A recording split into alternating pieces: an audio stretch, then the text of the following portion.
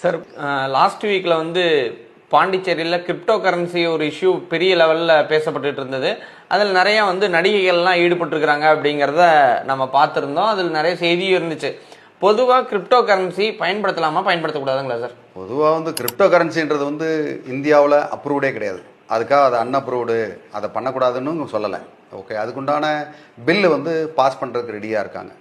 Okay, அந்த நிலமையில அவசரப்பட்டு இந்த கிரிப்டோ வாங்கலாம், அந்த கிரிப்டோ வாங்கலாம், இதில் முதலீடு பண்ணால் 10 ரூபா போட்டால் 10 கோடி கிடைக்கும், 50 ரூபா போட்டால் 50 கோடி கிடைக்கும் அப்படின்ற பொய்யான தகவல்கள் வந்து நிறையா வந்துக்கிட்டே இருக்குது.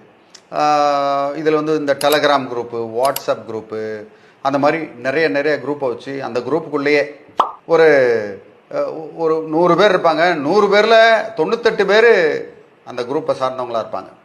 ஒரே ஆள் இல்லை, ஒரே ஆள் 10 சிம் கார்டை வச்சுக்கிட்டு 10 பேர் அங்கே உட்காந்துட்டு அவனே தான் அடிப்பான். மாற்றி அடிச்சுக்கிட்டு எனக்கு இவ்வளோ கிடச்சது அவ்வளோ கிடச்சின்னு நல்ல போலியை ஏமாத்து இதெல்லாம் வந்து ரொம்ப ட்ரெடிஷ்னலாக பழைய ஏமாத்து வித்தைகள்லாம் வச்சு பண்ணுறாங்க.